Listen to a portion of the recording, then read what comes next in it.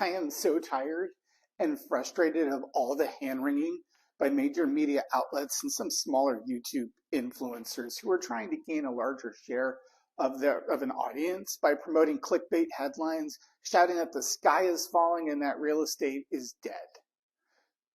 There was actually one dude who said not to buy any real estate in any part of California because of LA's luxury tax. Are you kidding me? Do me a favor. The next time there's a real estate headline claiming that we are headed towards a foreclosure crisis, please take a moment to read the article itself, the whole article, because we're not even a little bit. And for the love of everything, stay off of the idiots on YouTube, except for me, of course. But let's dig into this foreclosure nonsense and then take a look at what's really going on locally. Yes, foreclosures are way ahead of where we've been over the last couple of years. There's a reason for that, though. The federal government literally made it against the law for banks to foreclose on homeowners who were unable to make payments as a result of COVID. You've likely seen headlines recently about the number of foreclosures climbing in today's housing market. That may leave you with a few questions, especially if you're thinking about buying a house. Understanding what they really mean is mission critical if you want to know the truth about what's happening today. According to a recent report from Adam, a real estate data provider, foreclosure filings are up 6% compared to the previous quarter and 22% since 1 year ago. As media headlines call attention to this increase, reporting on just the number could actually generate worry and may even make you think twice about buying a home for fear that prices could crash. The reality is, while increasing, the data shows a foreclosure crisis is not where the market is headed. Let's look at the latest information with context so we can see how this compares to previous years. Because in recent years, the number of foreclosures has been down to record lows. That's obviously because in 2020 and 2021, the forbearance program and other relief options for homeowners helped millions of them stay in their homes, allowing them to get back on their feet during a very challenging period. And with home values rising at the same time, many of those homeowners who may have found themselves facing foreclosure under other circumstances were able to actually leverage their equity and sell their houses rather than face foreclosure. Moving forward, equity will continue to be a factor that can help keep people from going into foreclosure.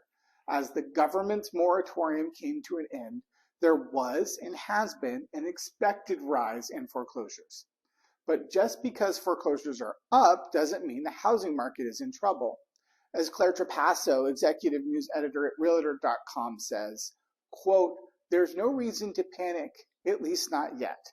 Foreclosure filings began ticking up after the federal foreclosure moratorium ended. The moratorium was enacted in the early days of COVID when millions of Americans lost their jobs to prevent a tsunami of homeowners losing their properties.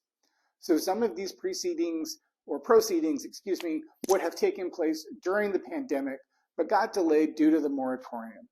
This is a bit of catch up," end quote. Basically, there's not a sudden flood of foreclosures coming.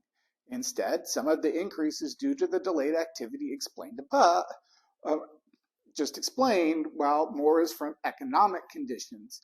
And as Rob Barber, the CEO of Adam, explains, this unfortunate trend, this is a quote, can be attributed to a variety of factors such as rising unemployment rates, foreclosure filings making their way through the pipeline after 2 years of government intervention, and other ongoing economic challenges. However, with many homeowners still having significant home equity, that may help in keeping increased levels of foreclosure activity at bay, end quote. So while foreclosures are climbing, it's clear foreclosure activity now is nothing like it was during the housing crisis 15 years ago. Today, foreclosures are far below the record high number that was reported when the housing market crashed. So the bottom line, putting the data into context is more important than ever. While the housing market is experiencing an expected rise in foreclosures, it's nowhere near the crisis levels seen when the housing bubble burst, and that won't lead to a crash in home prices. So if you're thinking about buying a home, don't expect a wave of distressed homes to come to the market. It's just not going to happen. Whatever was happening last fall, it's done. and it appears to have been a one-time thing. I have a weekly realtor meeting, and earlier today, there were reports of homes in the Vallejo area getting tens of offers, like 16, and apparently one even got an offer at $100,000 over asking. The market in American Canyon, Fairfield, Vallejo area is incredibly fast. It's clear that buyers have adjusted to paying 6.5%.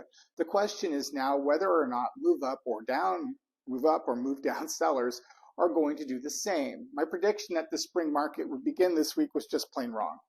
New listings were down by about 20% throughout Napa, Solano, and Sonoma counties year over year. And in the region that I specialize in, new listings are off by about 10%.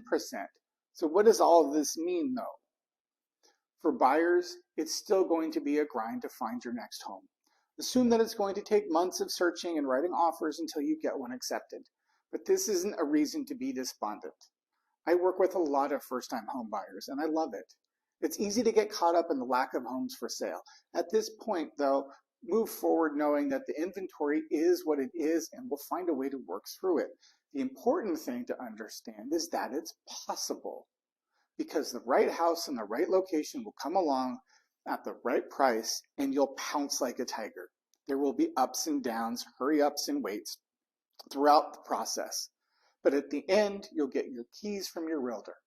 You'll get to the finish line, and then after everything is said and done, you're going to sit underneath an overwhelming tower of boxes and hope they don't fall on you, but you're going to look up and you're going to go, holy crap, I just bought a house. And you're going to pinch yourself from the dream, but you don't wake up because it's real. And this was true for 213 buyers last month, and it can be true for you too. So there have been quite a few things on my mind lately as they relate to negotiations and navigating our way through less than perfect transactions. And you see, one of my mentors in real estate told me that there comes a point in almost every single transaction where you think that the deal is going to fall through. And there's no question that if you've been in this business long enough, you're going to have a couple of deals that fall apart. A popular luxury real estate coach consistently reminds us that the power in negotiation is being willing to walk away, but the skill comes from not having to. There is no question that negotiation is a skill-based art. Real estate can get messy, and it's so vital that as agents, we hold our composure. Listening is the cornerstone to any relationship. It is so incredibly important when it comes to being able to work with another human being, and then also throughout the negotiation process. And not just listening, but active listening. So what's the difference? Active listening is a communication skill that involves paying attention to what someone is saying, using both verbal and nonverbal cues. It also involves understanding the speaker's point of view and responding in a way that shows you've been paying attention. There are many benefits to active listening, not just in real estate. But one of the most important things that it does is it really helps to build stronger relationships as we go forward, because when we actively listen to others, we show them that we care about what they have to say. This generally helps build trust and rapport, which is really important during negotiations. Real estate is supposed to be about collaboration and finding win-win solutions, not trying to get one over on the other guy. And so active listening requires us to slow down and pay attention to what the other person is saying. In a fast-paced society like ours, taking a deep breath before a response is just what's needed. Because taking that breath really does help resolve conflicts. When we actively listen to the other person's point of view, it can help us to understand their perspective and find a solution that works for everyone. If we're listening to hear rather than just to respond, we have the ability to get to the root of the problem. A few years ago, I had a seller back out of their sale, or at least try to back out of the sale of their home at the last minute. Contingencies had been removed. Obviously, the buyer was upset, and attorneys were hired, and letters fired off on both sides, and it was really stressful, and it was happening around the holidays. Turns out their son had passed away during the holidays a few years before, although not in the home. But saying goodbye to their family home was a lot like saying goodbye to him all over again. Sellers weren't actually saying that they weren't willing to sell their home. They were just grieving. Buyer's agent and I kept our cool and took the time to listen to what the other side was saying. We kept an open dialogue and worked at continuing to move forward while still being advocates for our clients and their needs. Ultimately, we were able to come to a solution, and we did close escrow that allowed the sellers to stay and say goodbye in their own way. In the end, everyone got what they wanted and needed. And now you know, and knowing is half the battle. That's all for this week's Peterson Report. Have a great weekend, and I'll see you on the flip side.